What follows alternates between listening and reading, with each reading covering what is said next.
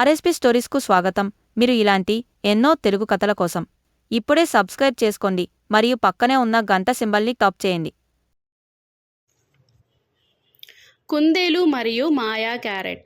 ఒకనాడు బన్ను అనే కుందేలు అడవిలో నివసించసాగేది. అది అటూ ఇటూ తిరుగుతూ ఆడుకుంటూ ఉండగా దారిలో ఒక మెరుస్తున్న క్యారెట్ కనిపించింది. ఏదైతే అది అయ్యింది, ఇది మాయా క్యారెట్లా ఉంది, కానీ ఆగలేను, దీన్ని తినేద్దాం అనుకుంది. తినసాగింది. కాస్త తింటూ ఉండగానే ఏదో తెలియని శక్తి బన్నుని ఆవరించింది. కాస్త మెల్లగా గాలిలో ఎగరడం మొదలయ్యింది. అలా పైకి ఎగురుతూ ఎగురుతూ ఆనందంగా ఒక చెట్టు మీద వాలింది. పక్కనే ఒక బొరియలో చిక్కుకున్న ఉడతను చూసి దాన్ని కాపాడింది.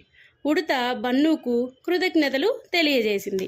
అదంతా కింద నుంచి చూస్తున్న మిగిలిన ఉడతలు బన్నుని కౌగిలించుకొని చాలా పొగిడాయి. ఆ శక్తి వచ్చిన కారణంగా కాకుండా బన్నుకి అందరూ పొగడడం చాలా బాగా నచ్చింది. ఈ కథలోని నీతి ఏమిటంటే పిల్లలు, ఎంత గొప్ప మాయాశక్తులు సంపదలు ఉన్నా నలుగురి ప్రేమ ఆప్యాయతలు మిన్న. అర్థమైందా పిల్లలు? ఈ కథ మీకు నచ్చిందనుకుంటున్నా. Thank you. Please like, share, subscribe the RSB stories creations.